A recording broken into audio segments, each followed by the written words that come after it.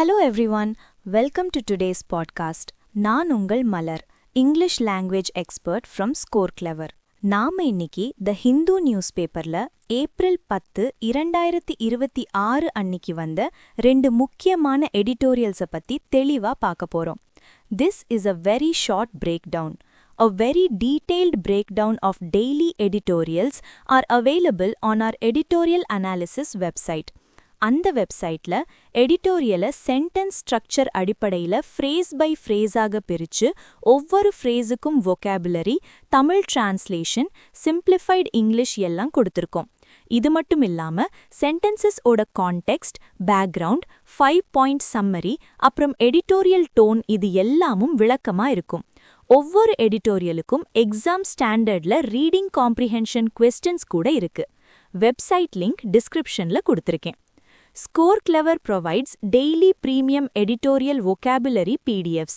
இதுல முக்கியமான vocabulariesக்கான explanations இருக்கும். இந்த PDFs எல்லாமே Scoreclever Telegram சேனல்ல ஃப்ரீயாவே அவைலபிளா இருக்கு. சேனல்ல ஜாயின் பண்றதுக்கான லிங்க் டிஸ்கிரிப்ஷன்ல இருக்கு. ஒரு சின்ன அட்வைஸ், நீங்க பிகினர்ஸா இருந்தா உங்களுக்கு explanation புரியலனா feel free to pause and analyze every sentences in between the video.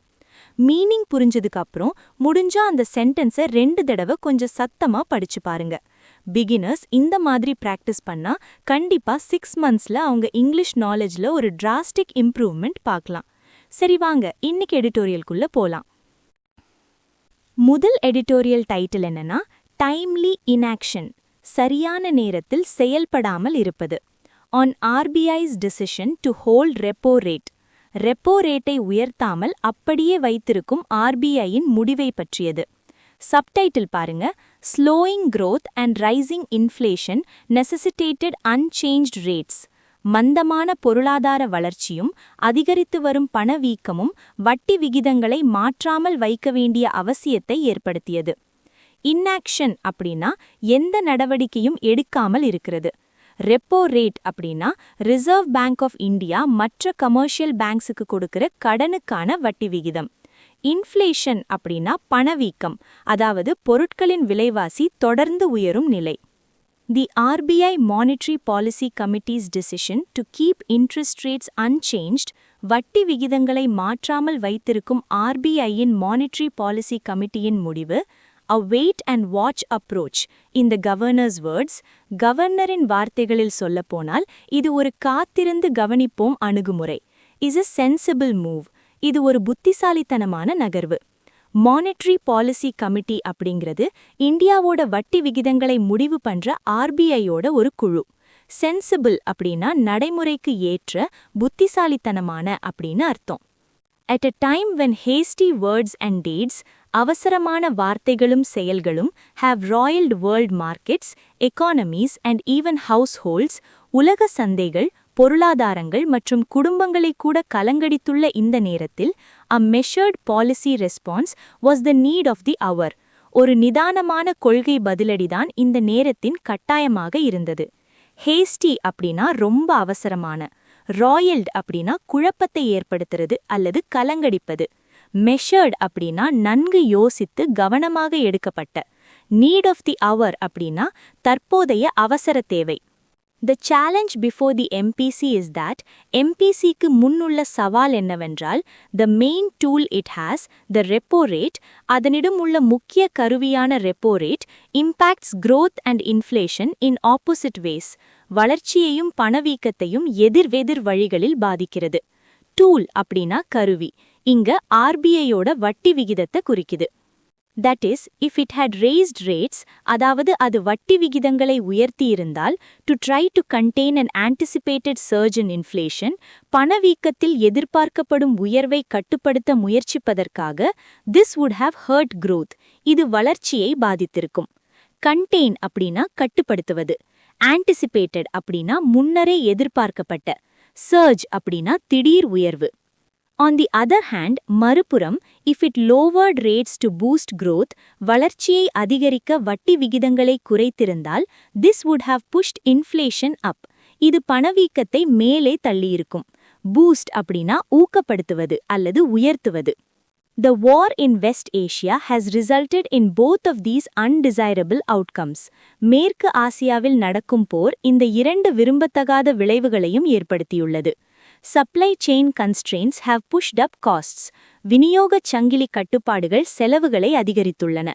While also dragging down growth. அதே நேரத்தில் வளர்ச்சியையும் கீழே இழுத்துள்ளன. Undesirable அப்படினா விரும்பத்தகாத. Constraints அப்படினா தடைகள் அல்லது கட்டுப்பாடுகள். A rate change at this juncture, இந்த தருணத்தில் வட்டி விகித மாற்றம் could have made matters significantly worse, நிலைமையை கணிசமாக மோசமாக்கியிருக்கலாம் and further dampened the mood in the economy. மேலும் பொருளாதாரத்தின் மனநிலையை மேலும் தளர்த்தியிருக்கலாம். Juncture அப்படினா ஒரு குறிப்பிட்ட முக்கியமான நேரம்.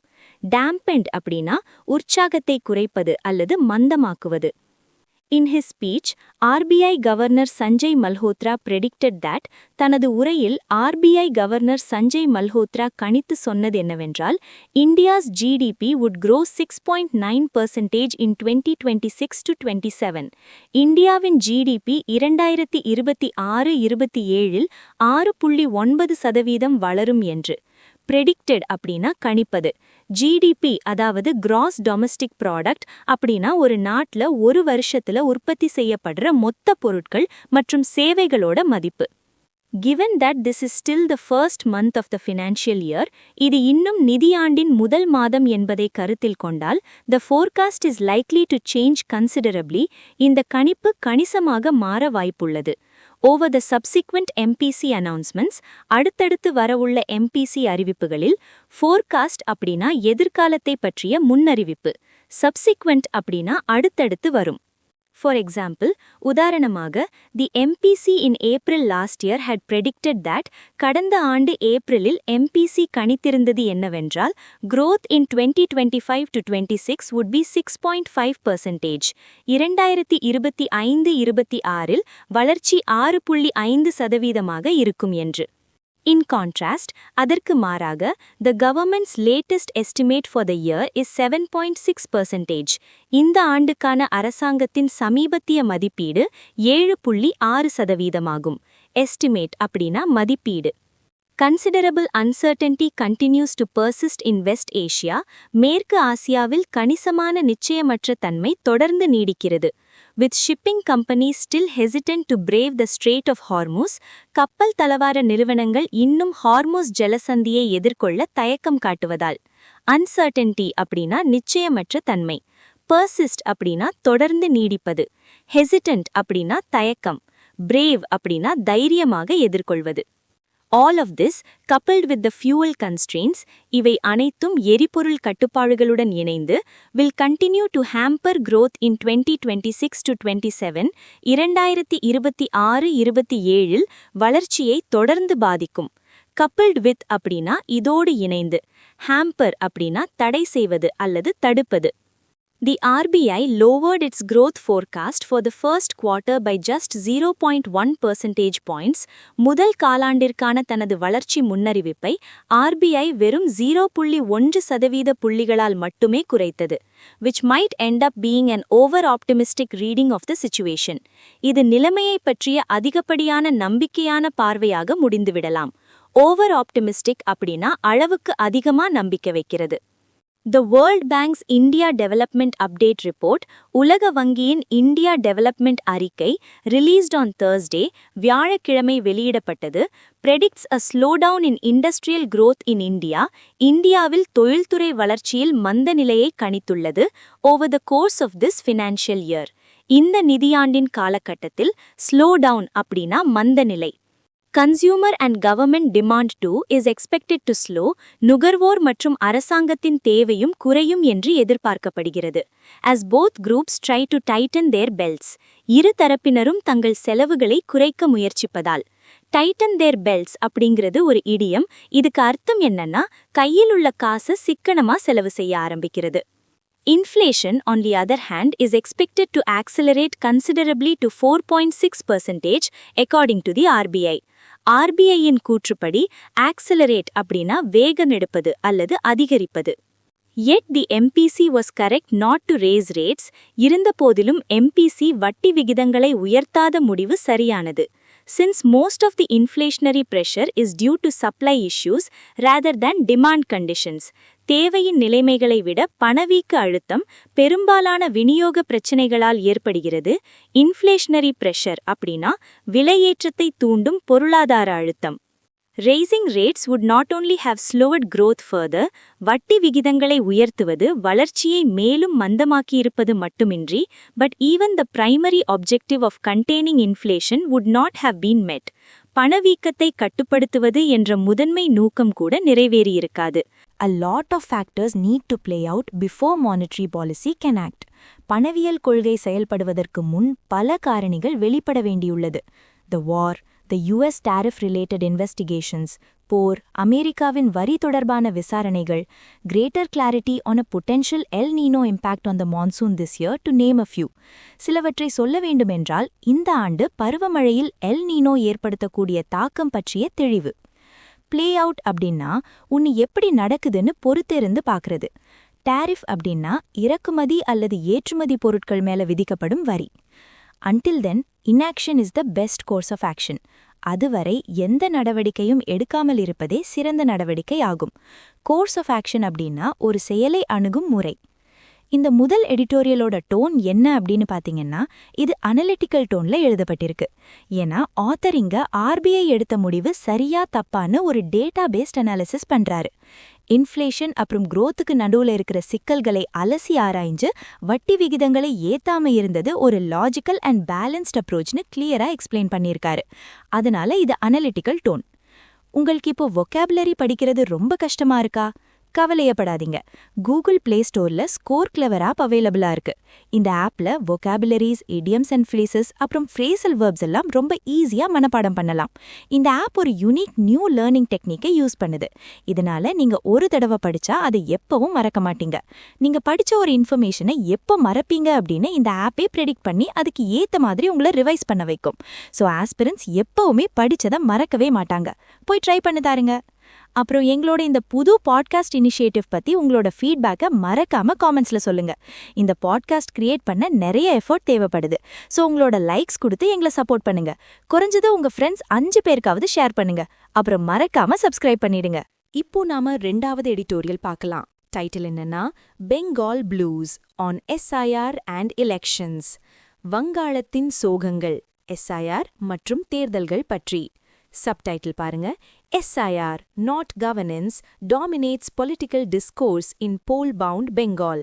தேர்தலை சந்திக்க உள்ள வங்காளத்தில் ஆட்சி அமைப்பல்ல SIR தான் அரசியல் விவாதங்களில் ஆதிக்கம் செலுத்துகிறது.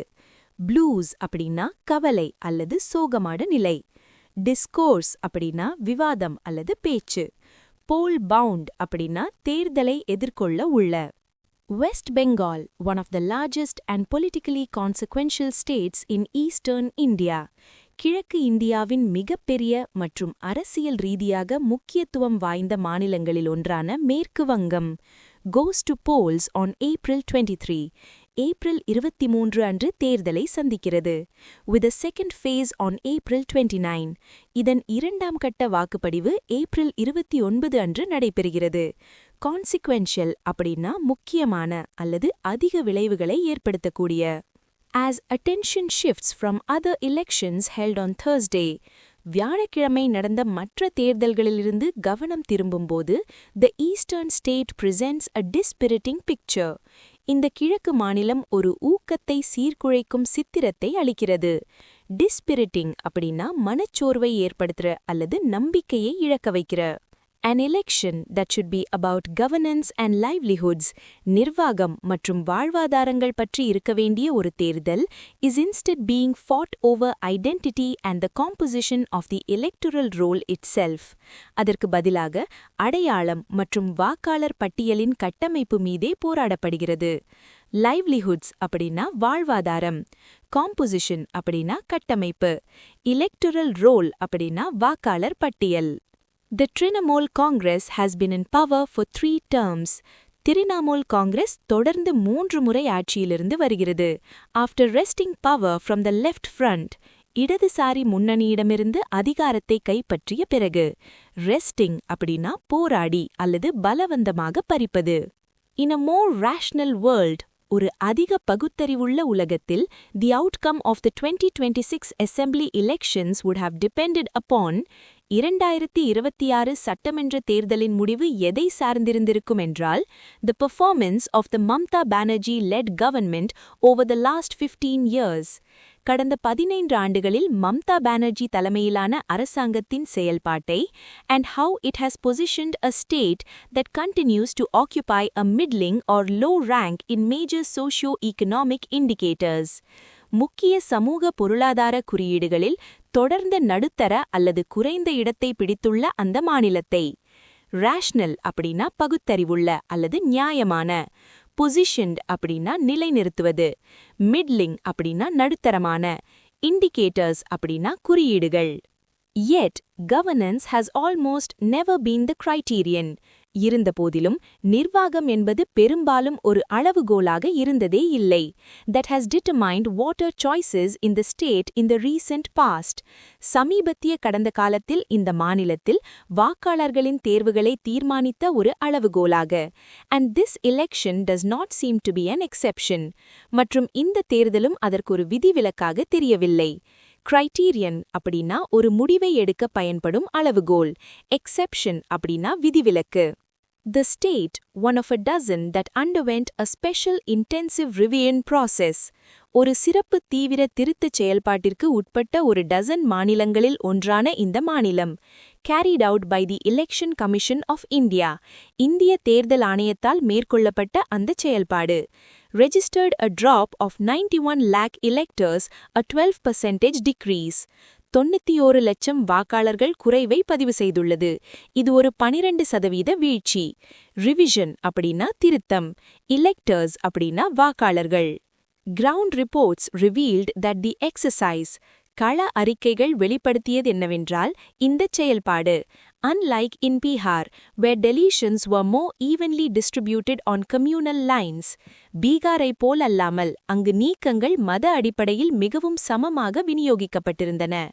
Disproportionately affected minority electors and those living in the border districts of West Bengal. மேற்கு வங்கத்தின் எல்லை மாவட்டங்களில் வசிக்கும் மற்றும் சிறுபான்மை வாக்காளர்களை விகிதாச்சாரமற்ற முறையில் பாதித்துள்ளது. ரிவீல்ட் அப்படின்னா வெளிப்படுத்துவது. எக்ஸசைஸ் அப்படின்னா இங்க ஒரு குறிப்பிட்ட செயல்பாடு அல்லது பணியை குறிக்குது. டெலீஷன்ஸ் அப்படின்னா நீக்கங்கள். ஈவன்லி அப்படின்னா சமமாக. கம்யூனல் லைன்ஸ் அப்படின்னா மத அடிப்படையில். டிஸ்ப்ரொபோர்ஷனட்லி அப்படின்னா ஒரு சார்பாக அல்லது சமமற்ற விகிதத்தில். Apart from those deleted initially in the SIR enumeration process, SIR கணக்கெடுப்பு செயல்பாட்டில் ஆரம்பத்தில் நீக்கப்பட்டவர்கள் தவிர, more than 6 lakh voters were flagged as having logical discrepancies in the draft roll. வரைவு வாக்காளர் பட்டியலில் 60 லட்சத்திற்கும் மேற்பட்ட வாக்காளர்கள் தர்க்க ரீதியான முரண்பாடுகளை கொண்டிருப்பதாக குறிக்கப்பட்டனர். என்யூமரேஷன் அப்படின்னா கணக்கெடுப்பு. ஃபிளாக்ட் அப்படின்னா அடையாளம் காணப்படுவது. லாஜிக்கல் டிஸ்கிரிபென்சிஸ் அப்படின்னா தர்க்க ரீதியான முரண்பாடுகள் அல்லது பிழைகள். டிராஃப்ட் ரோல் அப்படின்னா வரைவு பட்டியல். The Supreme Court, which had to intervene to decide the eligibility of these electors, இந்த வாக்காளர்களின் தகுதியை தீர்மானிக்க தலையிட வேண்டியிருந்த உச்சநீதிமன்றம் appointed judicial officers for the task. இந்த பணிக்காக நீதித்துறை அதிகாரிகளை நியமித்தது. Intervene அப்படின்னா தலையிடுவது. Eligibility அப்படின்னா தகுதி. But that process resulted in the disenfranchisement of 27 lakh electors. ஆனால் அந்த செயல்பாடானது 27 லட்சம் வாக்காளர்களின் வாக்குரிமை பறிக்கப்படுவதற்கு வழிவகுத்தது. Who have now been given the option of approaching tribunals. அவர்கள் இப்போது தீர்ப்பாயங்களை அணுகும் விருப்பத்தை பெற்றுள்ளனர். Disenfranchisement அப்படின்னா வாக்குரிமையை பறிப்பது. Tribunals அப்படின்னா தீர்ப்பாயங்கள் அல்லது சிறப்பு நீதிமன்றங்கள். There is no clarity on whether this tribunal process will conclude before the election. இந்த தீர்ப்பாய செயல்பாடு தேர்தலுக்கு முன் முடிவடையும் என்பதில் எந்த தெளிவும் இல்லை. Conclude அப்படின்னா முடிவுக்கு வருவது. The anger on the ground over the SIR. SIRக்கு எதிராக களத்தில் உள்ள கோபம். And the onerous burdens placed on electors to prove their eligibility. மற்றும் வாக்காளர்கள் தங்கள் தகுதியை நிரூபிக்க அவர்கள் மீது சுமத்தப்பட்ட கடுமையான சுமைகள். Due to largely a flawed enumeration process adopted by an insouciant ECI. ஒரு அலட்சியமான ECI-ஆல் ஏற்றுக்கொள்ளப்பட்ட பெருமளவு ஒரு குறைபாடுள்ள கணக்கெடுப்பு செயல்பாட்டின் காரணமாக has now become an election issue on its own. இப்போது அதுவே ஒரு தேடல் பிரச்சனையாக மாறிவிட்டது. Sidestepping civic and governance issues. குடிமக்கள் மற்றும் நிர்வாக பிரச்சனைகளை ஓரம் கட்டிவிட்டு. ஓனரஸ் அப்படின்னா மிகவும் கஷ்டமான அல்லது பாரமான.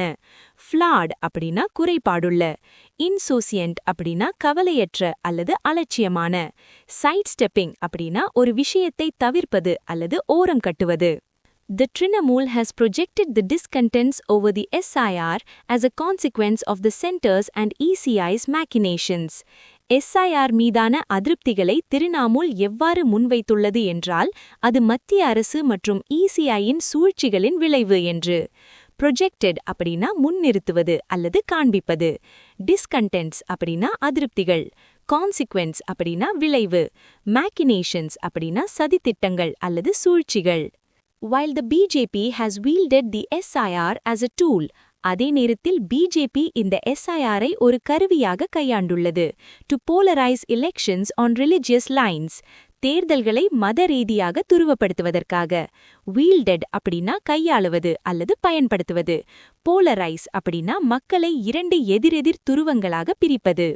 West Bengal desperately requires a polity. மேற்கு வங்கத்திற்கு மிகவும் அவசரமாக ஒரு அரசியல் அமைப்பு தேவைப்படுகிறது. Where contestation is over how to revive employment-driven industrial growth. அங்கு போட்டி எதை பற்றி இருக்க வேண்டுமென்றால் வேலைவாய்ப்பை மையமாக கொண்ட தொழிலாளர் வளர்ச்சியை எப்படி மீட்டெடுப்பது என்பதை பற்றி. In a largely agrarian and services economy. பெருமளவு விவசாயம் மற்றும் சேவைகளை நம்பியுள்ள பொருளாதாரத்தில். Not over religious and linguistic identities of voters. வாக்காளர்களின் மத மற்றும் மொழி அடையாளங்கள் மீது அல்ல. Desperately அப்படின்னா மிகவும் அவசரமாக அல்லது தீவிரமாக. Polity அப்படின்னா அரசியலமைப்பு அல்லது சமுதாயம். Contestation அப்படின்னா போட்டி அல்லது விவாதம். Revive அப்படின்னா மீண்டும் கொண்டு வருவது அல்லது மீட்டெடுப்பது. Agrarian அப்படின்னா விவசாயம் சார்ந்த. Linguistic அப்படின்னா மொழி சார்ந்த. இப்போ ரெண்டாவது எடிட்டோரியலோட டோன் என்ன அப்படின்னு பாத்தீங்கன்னா இது கிரிட்டிக்கல் டோன்ல அமைஞ்சிருக்கு. ஏன்னா எலெக்ஷன் டைம்ல டெவலப்மெண்ட், ஜாப்ஸ், கவர்னன்ஸ் இத பத்தி பேசாம religion, identity, voter list issues இத மட்டும் ஃபோக்கஸ் பண்ற பொலிட்டிக்கல் பார்ட்டிஸ் அப்புறம் எலெக்ஷன் கமிஷனோட கேர்லெஸ்னஸ் மேல ஆத்தர் ஒரு கடுமையான விமர்சனத்தை வைக்கிறாரு. அதனால இத கிரிட்டிக்கல் டோன் அப்படின்னு சொல்லலாம். இன்னைக்கு பார்த்த எக்ஸ்பிளனேஷன்ஸ் எல்லாம் உங்களுக்கு ரொம்ப யூஸ்ஃபுல்லா இருந்திருக்கும்னு நம்புறேன். உங்களோட vocabulary skills-ஐ டெஸ்ட் பண்ண ஒரு சூப்பர் ஆப்ஷன் இருக்கு. டெலிகிராம்ல டெய்லி சாயந்தரம் 7 மணிக்கு எடிட்டோரியல் vocab லீக் குவிஸ் நடக்குது. அன்னைக்கு நியூஸ் பேப்பர்ல வர்ற எடிட்டோரியல் vocabulary-ய கவர் பண்ற இந்த குவிஸ் நிஜமாவே IPL ஃபார் எடிட்டோரியல் vocabulary அப்படின்னு தான் சொல்லணும். இதுல மந்த்லி லீக்ஸ் இருக்கு, உங்க ஸ்கோர்ஸை ட்ராக் பண்ணலாம், டோப் பண்றவங்களுக்கு சூப்பர் ரிவார்ட்ஸும் காத்துட்டு இருக்கு. கண்டிப்பா மிஸ் பண்ணாதீங்க. இந்த vocab லீக் சேனல்ல ஜாயின் பண்றதுக்கான லிங்க் டிஸ்கிரிப்ஷன்ல இருக்கு. உடனே போய் ஜாயின் பண்ணுங்க. நாளைக்கு இதே மாதிரி ஒரு அனாலிசிஸோட நான் உங்களை சந்திக்கிறேன். Until then, bye from Malar.